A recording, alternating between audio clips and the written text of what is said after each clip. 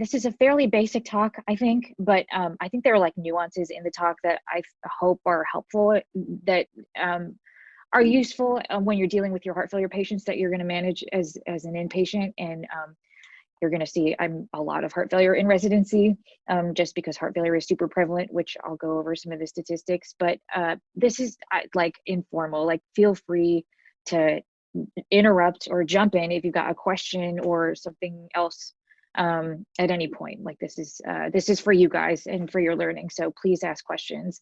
I also have a ton of slides, so I'm probably only going to be able to get through half of them, but it's the first half is the most important anyway. I had some cases at the end, which we may or may not be able to get to, and if not, then I will share my slides with all of you. I'm very happy to do that.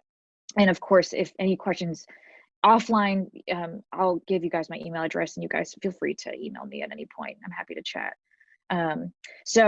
Oops, here's the pointer. Okay, learning objectives. So essentially, I'm going to go through like one of the consensus guidelines, that statements that just got published in JACC. I say just, this was 2019, so 2 years ago, but it's the most recent one that we have on like the bread and butter, nuts and bolts of how to manage a patient with acute decompensated heart failure. We'll talk about kind of the things that you look for in these patients that make them high risk, because it's important to identify and sort of to be able to know how to triage them when you need to upgrade them to the unit, for instance.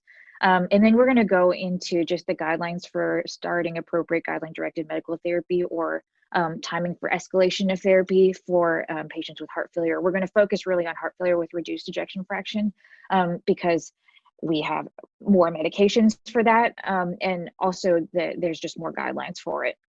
We're not really going to talk about HFpEF, which is kind of a different beast in its own, although some similar principles can be applied. And then we'll briefly touch on just complicating factors during the heart failure admission, how to deal with arrhythmias, suboptimal diuresis, creatinine bumps. Does that mean that we need to stop diuresing the patient, etc.? So here's kind of my outline. We'll talk about the scope of the problem. I'll blow through these slides pretty quickly. The heart failure hospitalization, just kind of how to assess these patients and think about them on admission. We'll talk about hemodynamic profiles, risk factors, and then how to treat these patients, and how to decongest them and start them on guideline-directed medical therapies, because those are the main things that you'll have to do for every single heart failure admission that you do. We won't get into discharge pearls because we don't really have much time, I don't think, but I'll send you my slides. So this is the consensus statement that I was talking about. It's a statement that came out 2 years ago that basically kind of really nicely outlines and summarizes all of the important things about treating, admitting, and discharging patients who come in with heart failure exacerbations, and how to identify sort of what the high risk features are. It's probably fairly easy to skim if you guys are interested and want to read it on its own, but I'm going to use a lot of the content from this presentation is going to come from this consensus statement, and some of the figures that I'll show you. So as I mentioned, we'll emphasize heart failure with reduced ejection fraction. We know that heart failure is super, super prevalent, affects millions and millions of Americans, is a good proportion of the US healthcare budget, both for inpatient and outpatient management. But inpatient management accounts for over half of these of the cost. This is really old data, but I think it's just striking to me the difference in geographic variation for heart failure hospitalization rates. So it kind of just gives you a sense epidemiologically of I call it an epidemic of heart failure in the United States, much worse in the South, but it's also really bad in DC. But just as bad as I think what I experienced in Nashville, which is all in the super, super red. As I mentioned, the bulk of cost is in both indirectly and directly amounts to billions of dollars. And the bulk of it, this orange piece, is inpatient stuff. Hi, this is Kathleen from Internal Medicine. I'm returning a page about patient Nuru. So the things about heart failure, it's frequent, it's the leading discharge in the Medicare population, it's the primary diagnosis. A lot of the time, the length of stay is not short. 5-day average is probably less than what we see here at Okay. hospital center. It's fatal. So a heart failure hospitalization. I don't think I do. I mean, there was stuff from the GI mortality, suite, like both we're at just 1 the year regular and internal 5 years, medicine team. So I don't know if and we high 30-day obviously send mortality. those, you know. It gets higher as time goes on. And then readmission rates for heart failure are some of the worst out of all diagnoses. So the percentage is pretty high. She was in endoscopy. So I'm gonna, sorry, I think someone is not on mute, but we'll just keep going.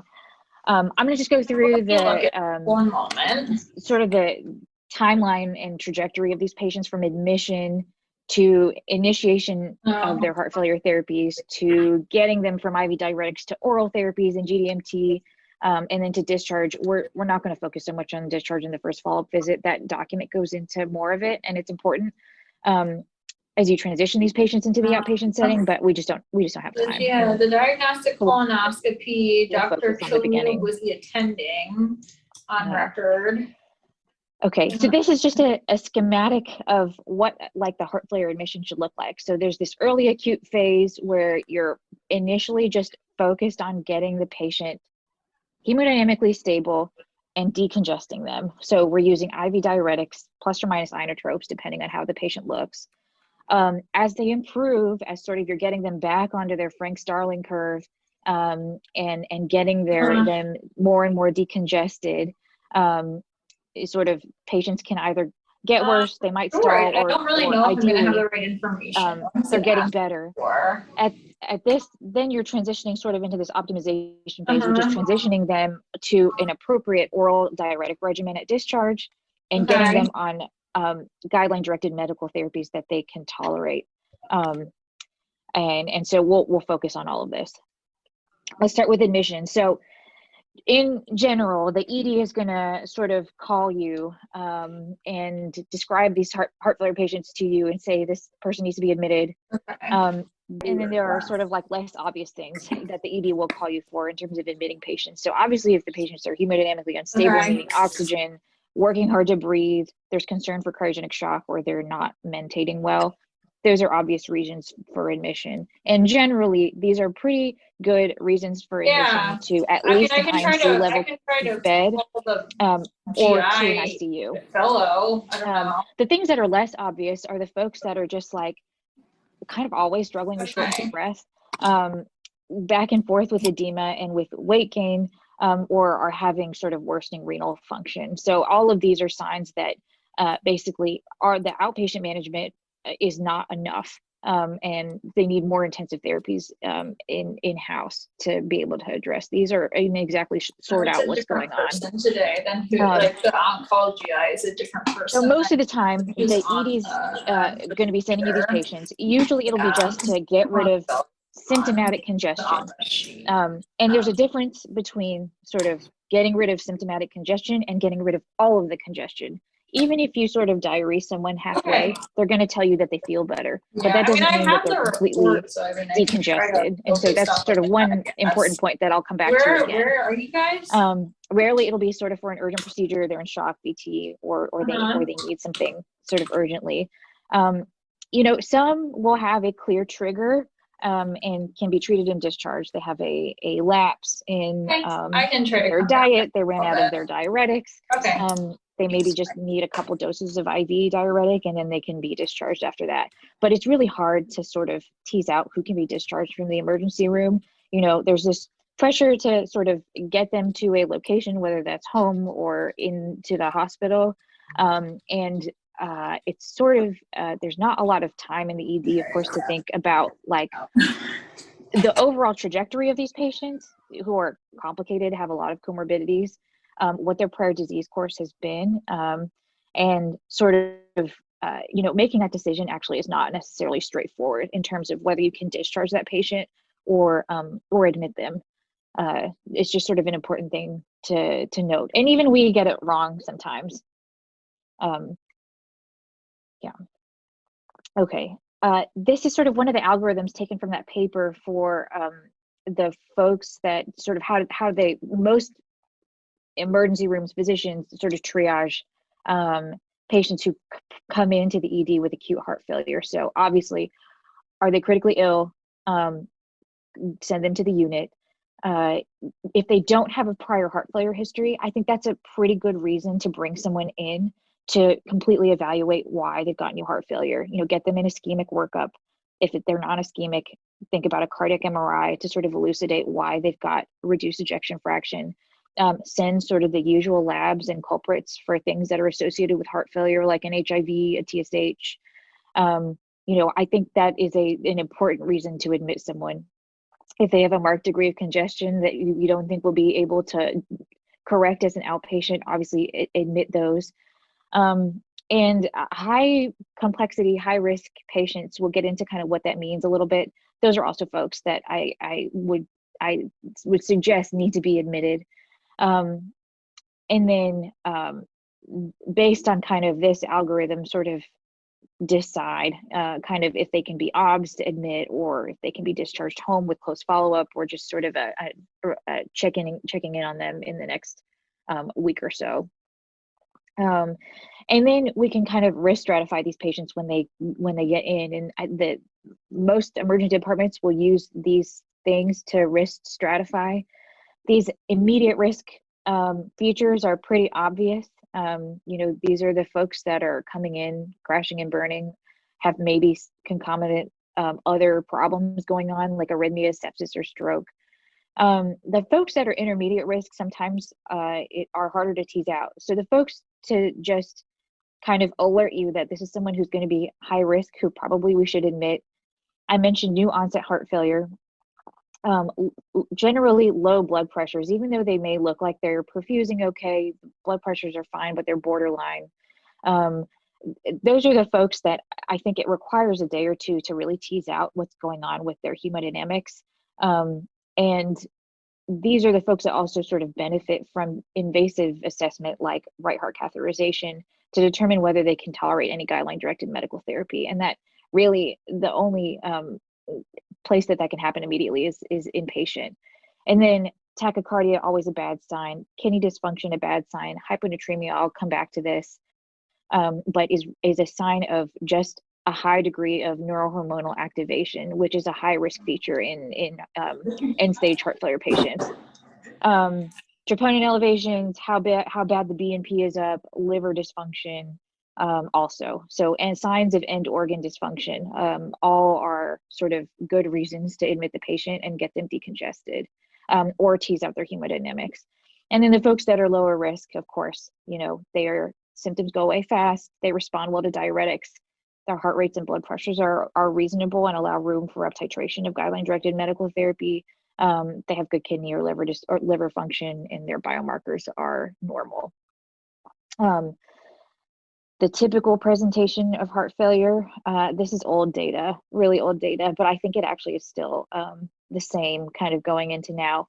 The point of this slide is just to say that comorbidities are extremely, extremely common, and with every heart failure patient comes all of these comorbidities, and you're dealing with all of these at the same time. And these comorbidities have an impact on these patients' heart failure, and their overall trajectory, and can make it harder to treat their heart failure. For instance, CKD and AFib make heart failure a lot more difficult to treat. And then sort of most patients that get admitted fall in the NYHA 3 to 4 class. The goal is to kind of get them back to a more acceptable, either NYHA 1 or 2, but that doesn't always happen. And then precipitating factors. So the point really from this is to just say that non-adherence to diet, which is something that we often attribute as a cause for a lot of these patients, coming in volume overloaded, it's actually not really as prevalent of a cause for admission. The sort of other comorbidities that go along with heart failure are more commonly triggers for heart failure exacerbations. And I think it's easy to sort of blame patients for their diet, but if it's just a matter of like fixing their diet, I think we sort of tend to blow that a little bit out of proportion. Like, someone who's compensated should be able to handle a little bit of sort of dietary indiscretion.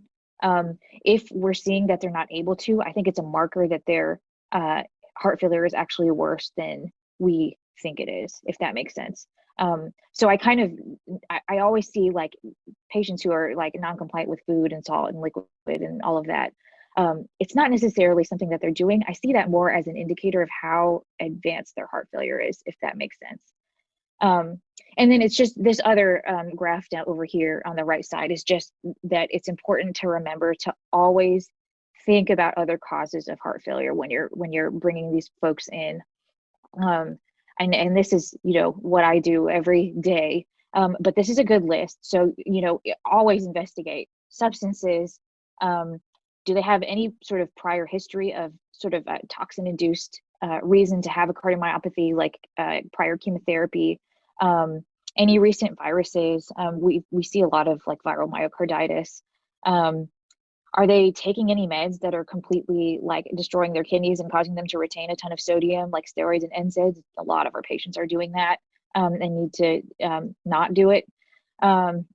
Thyroid function, of course. And then chronic RV pacing is a big thing and a big cause of RV failure of heart failure in folks that are pacemaker dependent. So always look at their EKG and determine whether that's going on. Because having heart failure symptoms and being chronically RV paced, that's an indication to actually put in an LV lead to help achieve synchrony. Okay. So I kind of already went over this. So I think if you chalk non-adherence, if you chalk patients at reason for admission to non-adherence, it can cause you to miss other explanations and not look for other explanations for their heart failure or for their worsening decompensation, because most patients do have lapses. All of our patients have lives. They go out to eat. They aren't 100% restricting themselves. So just look for other causes. Don't let that sort of narrow in why you think that they have their heart failure exacerbation. And then if adherence is an issue, which for patients, yes, it is, they just can't limit their salt or fluid intake. You have to work on strategies to make a game plan for them, or to give them sort of a sliding scale diuretic regimen for when they do gain weight, so that they know what to do and how to augment their diuretics at home.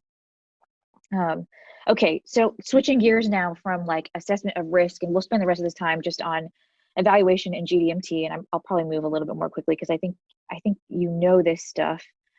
The first step in evaluating someone, you want to know, are they perfusing well? Are they cold or are they warm? Cold meaning low output, possibly in cardiogenic shock.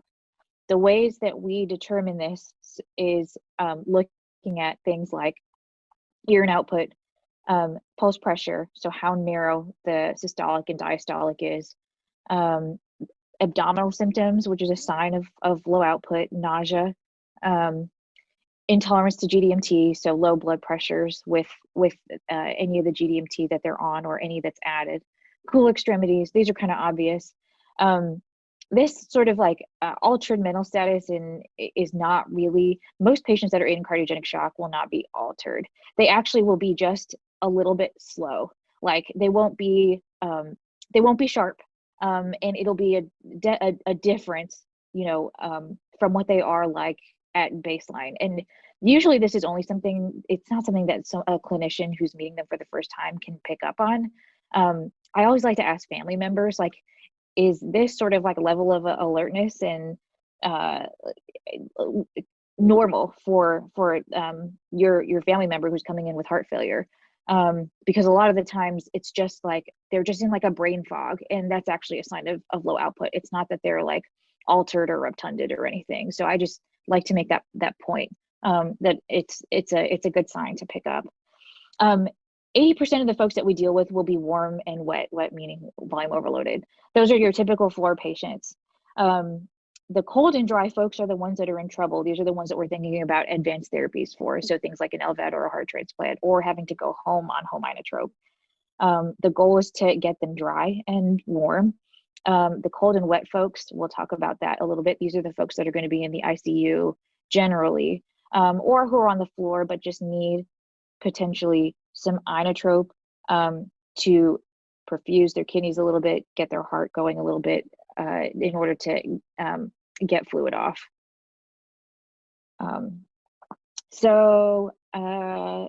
Yeah, I'm trying to remember what I wanted to take away from the slide. I think we basically just went over all of that. The cold and wet folks are hard to treat. You have to warm them up in order to get them dry. So that's what this arrow means. So these folks that are cold and wet, you have to get their perfusion better with inotropes, sometimes with mechanical support, in order to decongest them and get them back to A. But being on inotrope or requiring inotrope is a sign that the patient is pretty high risk and that their cardiomyopathy may be advanced. So that's always something to just remember. Having to use inotrope even once during a heart failure hospitalization stay is a bad prognostic sign. And it's sort of the chances are that that patient might need advanced therapies in the future is a lot higher for someone who needed an inotrope while they were admitted in the hospital. Okay. Okay, this is basically what I was talking about. So the two ways that we warm people up, one, inotrope. So inotrope, and I won't get into the specifics of sort of different inotropes in this talk, but the goal of inotrope is to increase contractility in the heart intrinsically with kind of usually a beta adrenergic mechanism. And inotropes also vasodilate the arterial system. That vasodilation basically makes it easier for the heart to pump against sort of a clamped down, otherwise clamped down state.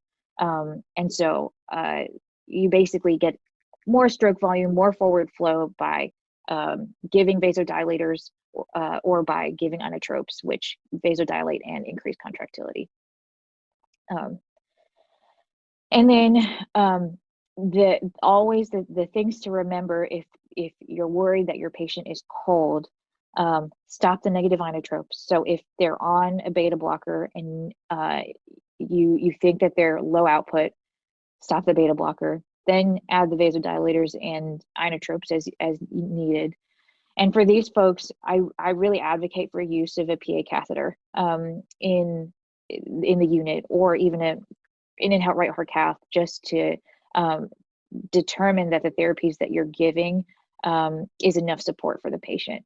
So the next question is, how do you know if you need a PA catheter? How do you know if you need to up triage someone into the ICU or get them a right heart cath? These are the guidelines. These are old guidelines, but they're still the same guidelines for the indications for a PA catheter. Number one and number two are probably the most common reasons that we use.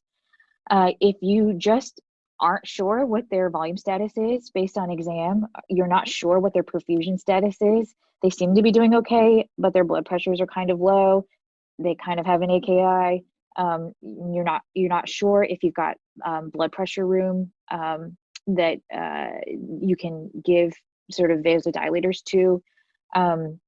Getting hemodynamics is really helpful to guide therapy in these patients.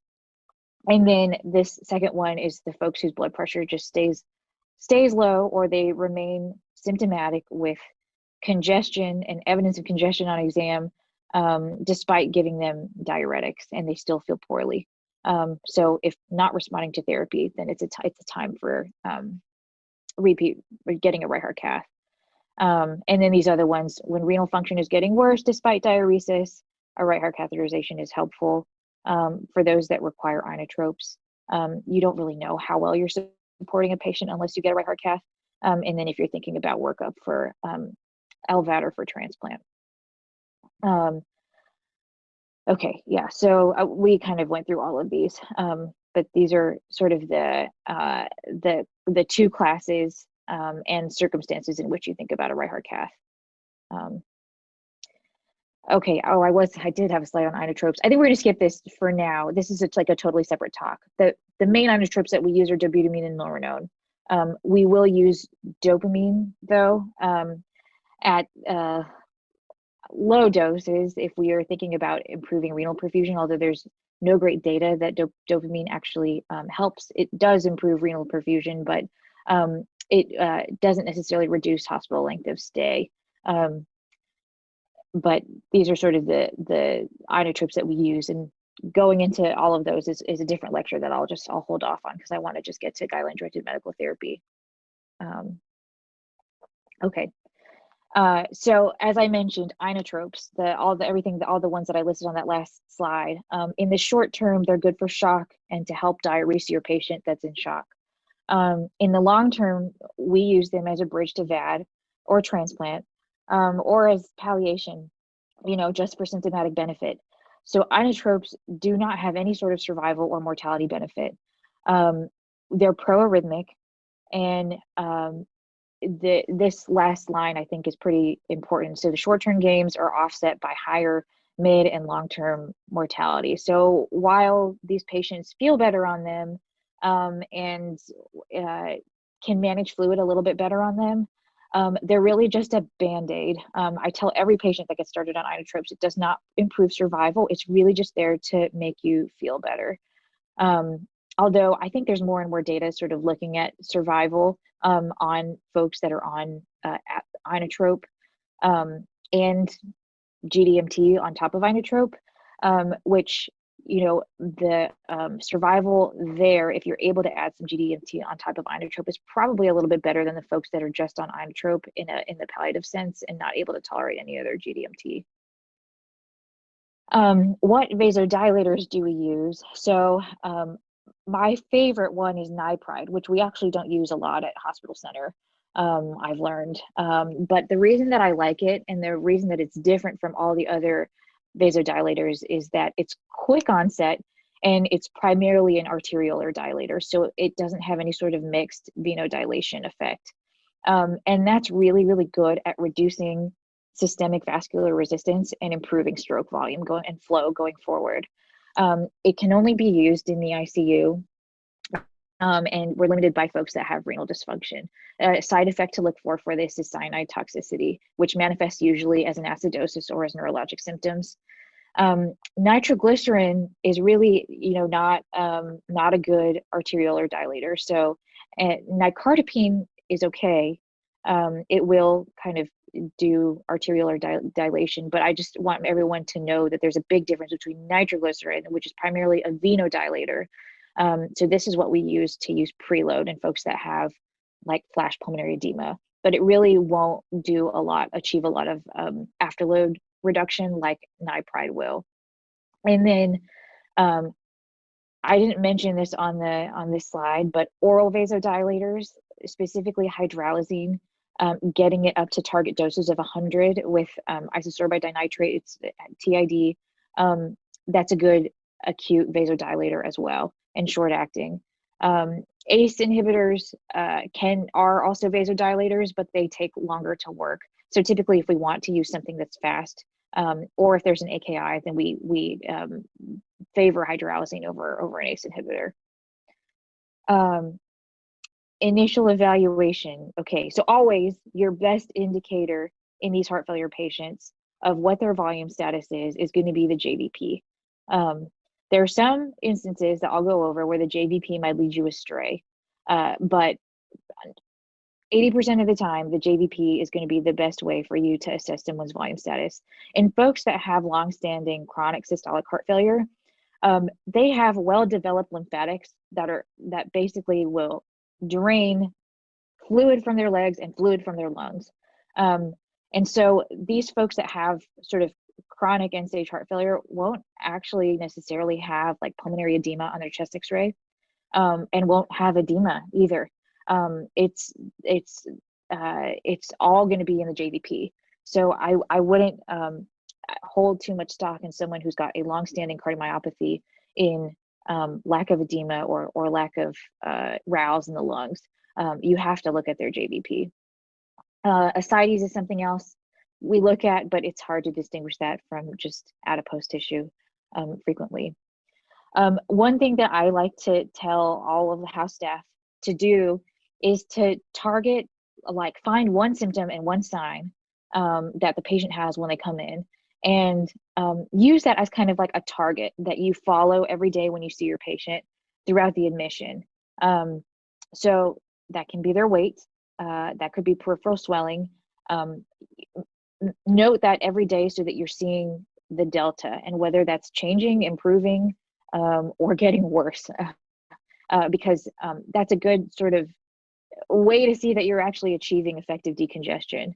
And then you can do the same thing with a lot of these signs that all of you guys are familiar with: Gallup, MR. MR is probably one of my favorite ones for the folks that come in with a lot of MR to follow as you decongest your patient and diurese them, because you'll hear that MR murmur get softer and softer as you get more fluid off. If you do an echo at the beginning of their admission and they've got severe MR, and you repeat an echo after you've diuresed them and their MR is a lot better, that's a frequent scenario, I would say. So that's a good one to follow for the folks that do have a lot of MR when they first come in. How do I know when my patient is decongested? So I mentioned this briefly before. So the symptoms will always improve before the signs will. Your patient will always feel better before you see their JVP come all the way down to a place where they're euvolemic, or as euvolemic as you can be. So if you're only going based on how they feel, then you're going to under-diurese them. Weight loss alone isn't associated with better outcomes. Yes, you also have to look. You also have to look at their JVP, and make sure that they're adequately congested intravascularly. And really, you should. The best thing to do is to rely on their signs, on the signs that you gather when you examine them. This is okay. So this is MR basically. Why does MR get better? I mentioned MR is like my favorite sign for hearing it get improve on exam, and then also seeing it get better on echo if you do it from start to finish. So that when these patients with really dilated ventricles who have a lot of fluid on them come in, their mitral valve annulus will actually dilate by a couple of millimeters, only because the LV is so distended, because it is full of so much fluid. So as you diurese the patient, decongest them, you can actually measure the regurgitant orifice area of the MR and see that improves significantly, because the annulus actually shrinks as you get rid of fluid. Your ventricle shrinks, and so that's sort of the hallmark of functional MR. It's due to the ventricle. The MR is due to the ventricle being so dilated and distended and full of fluid that as you get rid of fluid, the mitral valve leaflets are actually able to coap better, and you get less MR. So I just always think that that's really cool when that happens. Okay, risk factors. We talked about some of this. I also want to save time for questions, and we've got about 20 more minutes. So I mentioned some of these. There's a ton of overlap with a lot of other comorbidities. The big one that I think limits GDMT the most and makes it really hard for patients to regulate their volume status is kidney disease. Because if the kidneys can't operate normally and pee out all the urine that you're trying to get them to pee out using the diuretics that you give them, they're going to be chronically congested. And folks with CKD it's really limited in what you can use for GDMT. They're at higher risk for hyperkalemia, and so it's harder to get these folks on spironolactone, or on things like Entresto or ACE or ARB. And then a lot of these patients are also just super, super frail, and overall frailty is associated with poorer outcomes, and associated with their health and functional status. So all of these are complicating factors in your patients that come in with heart failure, and there's a lot of overlap with this and your heart failure patient. Okay, so how do we reduce the risk of these patients that come in with a heart failure exacerbations? So this is sort of like this, the first half before the arrow is what the risk is.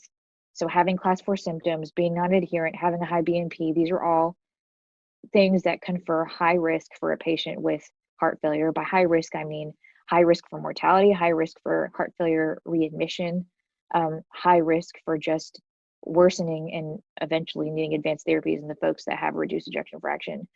And then what can you do about them? So the most important thing is to decongest these patients completely by the time that they're discharged. We like to get a right heart cath when we think that they're euvolemic, just to check ourselves and make sure that they're completely decongested, because the folks that are discharged wet have higher readmission rates and worse mortality, actually. And then if they're not adherent, work on education and work on their support system to help them to be more adherent. A high BNP confers high risk. And it's been shown that if you reduce the BNP by the time of discharge, that does improve outcomes.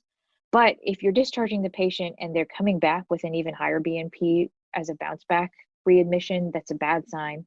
And there's no data to suggest that targeting BNP or necessarily sort of trending it even within a heart failure hospitalization improves outcomes.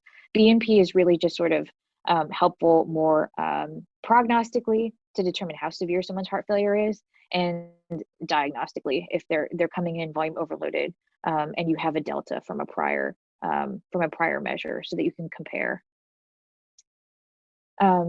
The other things that confer high risk are high BUN, which is kind of an indicator of high levels of neurohormonal activation, and high diuretic resistance. These folks have longer lengths of stay and worse outcomes.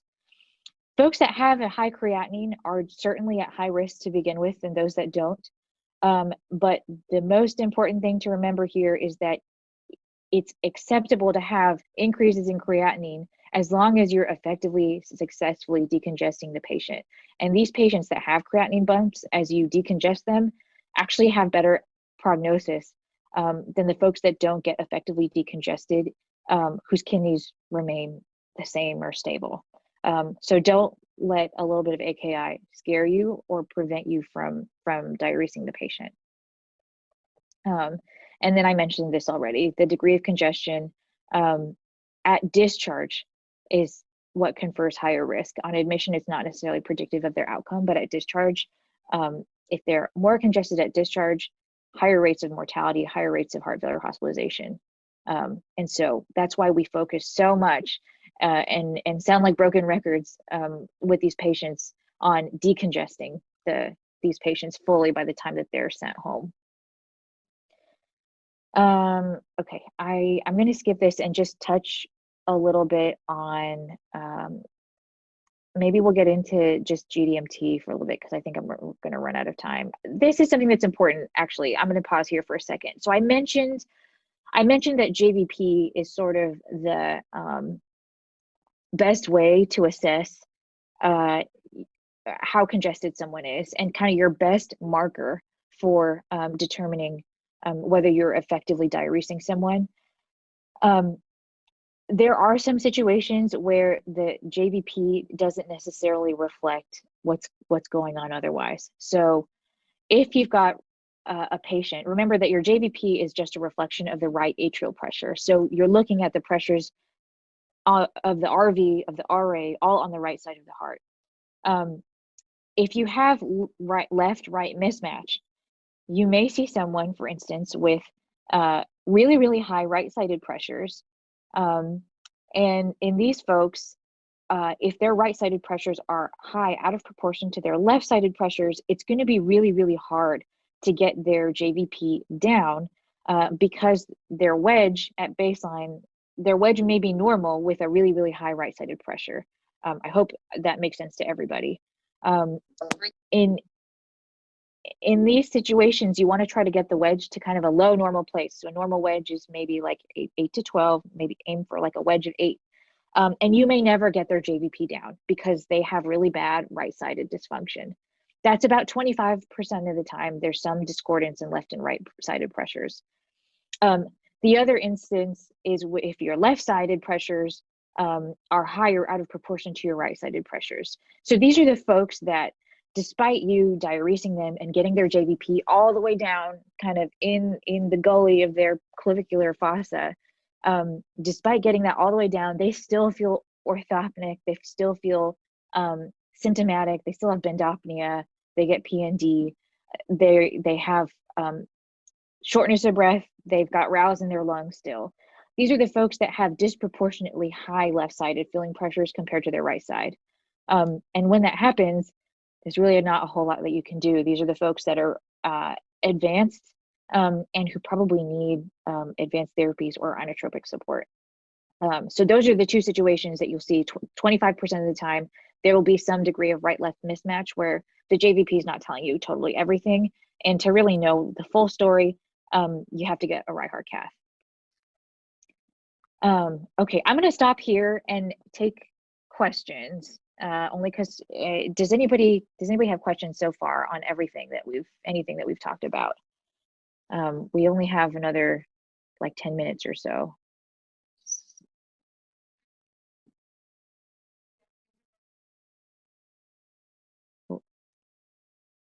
Okay, I don't think there are any.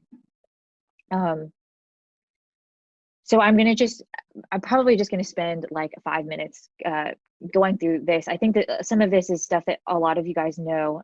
So I'm gonna just sort of hit like what the pearls. So you've gotten through this part, sort of like the high risk part where you've started diuresing the patient, you've warmed them up with inotrope or with vasodilators if they needed that. And then you're working on optimizing them, getting them onto oral diuretics, getting them onto oral guideline-directed medical therapy. Sometimes this is easy to do, and sometimes it's not. So we'll kind of go through some of the nuances when it comes to this. This is I won't go through this in detail, but this is in that guideline consensus statement. Essentially, it's how do we dose IV diuretics initially when patients come in, and then what to do when we think we need to escalate patients. So that paper gives a lot of nice algorithms for how to give initial dosing of diuretic based on what the home dose is. And then when you need to think about escalating diuretics, adding a thiazide, and otherwise, thinking about if they're really not responding to diuretics, inotropes, hemodynamic monitoring, etc. Okay, so I won't go through this too much, but remember there's sort of 3 loops that we like to use: Bumex, torsemide, and Lasix. The guidelines recommend 1 to 2.5 times the total daily oral diuretic dose that the patient's on at home as an IV dose. So for instance, if a patient is on a regimen of 40 of oral Lasix, BID, or which is the equivalent of Bumex 1 POBID, so 1 of oral Bumex equals 40 of oral Lasix. They're on a total daily regimen of 80, and so 1 to 2.5 times the total daily dose ends up being 80 to 200 IV total that you want to be giving them at minimum. And then this guideline document has a bunch of just what all the conversions are, because sometimes that gets confusing, but essentially 1 of oral Bumex equals 40 of oral Lasix equals 20 of oral torsemide. Oral to IV Bumex is 1 to 1. Bumex is really nicely absorbed by the GI tract, so it's actually the same bioavailability IV, but Lasix is 1 to 2. And then we don't have IV torsemide, but oral torsemide rather, is probably my favorite one for folks that are high risk for sort of having congestion. Only because it's faster onset than Bumex or Lasix, and has good oral bioavailability like Bumex does. Okay. The other major thing to think about, and this is why we're always evaluating when we can start or increase the patient's GDMT in the course of their hospitalization. So that's a question that I ask every day, every time that we're sort of diuresing a patient. Can we add something? Can we get them on an ACE or an ARB? Can we get them on hydralazine or nitrates, spironolactone, or beta blocker? All of the data we have on GDMT with reducing risk and improving mortality comes from addition to stable outpatients. But the reason why it's so important as an inpatient is because of data like this, which basically, this was a trial where they randomized folks to initiating beta blocker as an inpatient versus stopping it inpatient and sending them home not on a beta blocker, and having the outpatient physician in follow-up start the beta blocker. And basically, the folks that were initiated on discharged on beta blocker as an inpatient, they had much higher rates of continuing that beta blocker as an outpatient compared to the ones that where the beta blocker was stopped. These are folks that at 3 months just weren't on beta blocker still because it had been stopped inpatient, and for whatever reason there was hesitation as an outpatient to get them back on beta blocker, or it just never happened or fell through the gaps. So this is why we always stress adding GDMT before the patient goes home. You can monitor them while they're in-house and while you're adding it, if you're able to discharge them on GDMT, the chances that they will stay on GDMT as an outpatient are much, much higher, if that makes sense. For the folks who where we always have difficulty adding GDMT are the ones that needed inotropes.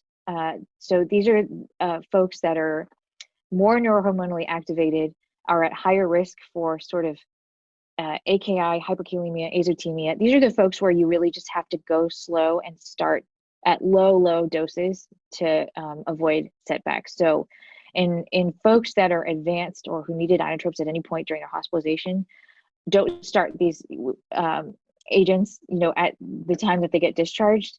It has to be added sort of progressively over a couple of days before they can go home to make sure that they tolerate it. And then, as I mentioned, if you initiate these inpatient, that'll lead to greater long-term use. Okay, I'm going to end with this because I think we don't have a lot of time to go through every single one of the guideline-directed medical therapies. I'm happy to come back and give another talk at any point, and we can kind of go through the rest of it. Does anyone know the answer to this? What gives you the most mortality benefit? That's right. The answer is A, beta blocker.